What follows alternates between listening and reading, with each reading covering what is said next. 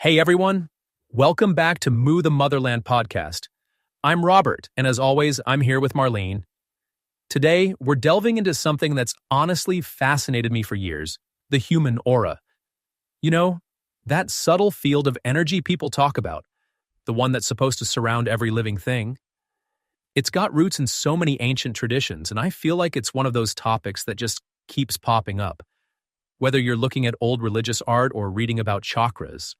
Yeah, and it's wild how the idea of the aura shows up in so many places. Like in Hinduism, it's all about the chakras, these energy centers in the body. And then in Buddhism, you get prana, which is kind of like the life force, right? It's not just an Eastern thing either. The ancient Egyptians, for example, they actually painted halos around their gods and enlightened figures. And then, of course, in Christianity, you see saints with halos. It's basically the same idea, just with different names and symbols. Totally. And, okay, this is a bit of a tangent, but I remember when I was researching for an episode a while back, I think it was when we were talking about Atlantis and Mu's spiritual traditions, I stumbled across this Renaissance painting. It was in this tiny museum in Florence, and the thing that struck me was how the artist painted this radiant halo around the head of Christ. It wasn't just a thin gold ring, it was like this full-on field of white light. And I remember thinking, wow, that's basically what people describe as an aura. It made me wonder if these artists were just copying tradition, or if they actually saw something, you know? I love that. And it's not just Jesus, right? So many Renaissance paintings have that same glow around saints and holy figures. It's like they were trying to show that these people had a different kind of energy, or maybe a higher vibration. And, white light is interesting because, scientifically, it contains all the colors of the visible spectrum.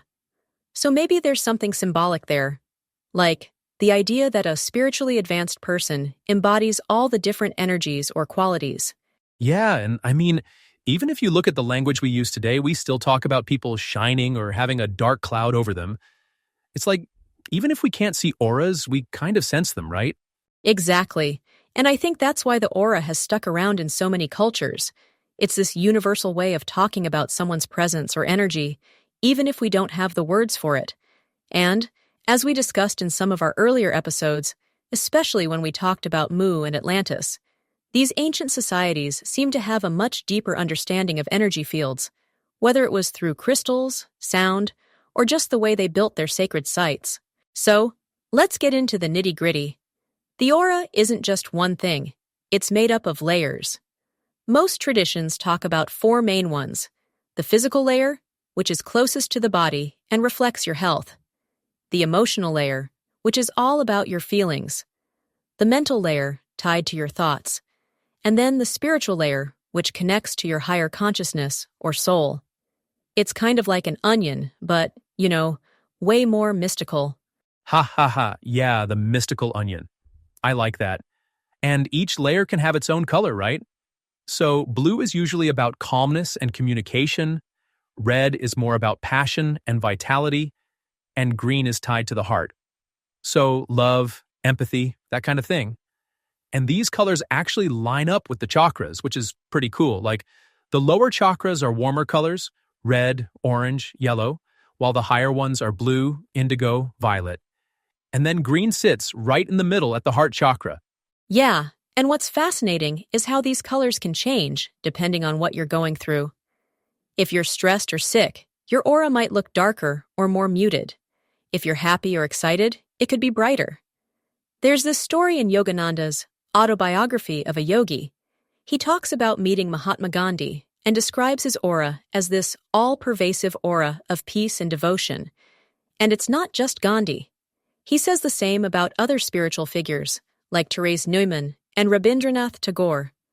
Their auras reflected their inner qualities, and people around them could feel it, even if they couldn't see it. That's such a good point. And I think those stories really show how the aura isn't just some abstract idea. It's something that can actually influence the people around you. Like, if someone has a peaceful or loving aura, you can feel it when you walk into the room. It's almost contagious. And that ties back to what we talked about in our episode on sound and healing. how energy and vibration can affect not just individuals, but whole groups of people. Right. And I think that's why practices like aura cleansing and chakra balancing are so important in spiritual traditions. It's not just about personal health, but about how you show up in the world and what kind of energy you bring to your community.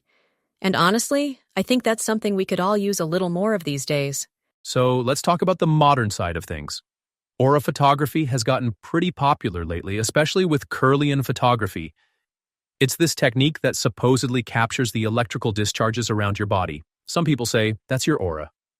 I actually tried it once at a metaphysical fair.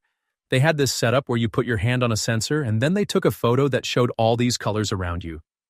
I gotta admit, I was a little skeptical, but seeing those colors made me think about how our energy might actually be visible in ways we don't totally understand yet. Yeah, and even if you don't buy into the photography part, there are so many practices out there for cleansing or strengthening your aura, like meditation, yoga, chanting, even wearing certain metals or gemstones. And it's not just about people either. Places have auras too. You know that feeling when you walk into a room and it just feels heavy? Or you go out into nature and suddenly you feel lighter? That's the vibrational energy of the space. And trees, especially, are said to have really strong auras. There's even research showing that trees communicate with each other, so it kind of makes sense they'd have their own energy fields. Yeah, and honestly, after that aura photo, I started paying more attention to how I felt in different places. Like my own home feels totally different from, say, a crowded subway or a hospital.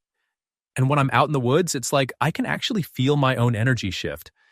I don't know if that's my aura changing or just me being more relaxed, but either way, it's real. And I think that's what a lot of these ancient traditions were getting at. This idea that everything is connected by energy, and that we can actually influence our own vibration, and maybe even the planets, by being more intentional. Absolutely. And I think that's a perfect place to wrap up for today. The aura isn't just some mystical concept from the past. It's something that connects us to each other, to nature, and to the deeper wisdom that Mu the Motherland is all about.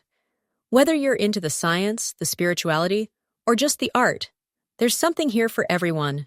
Yeah, and as always, we're just scratching the surface. There's so much more to explore. So if you have questions or stories about auras, send them our way. Thanks for listening, Marlene. This was awesome as always. Thanks, Robert.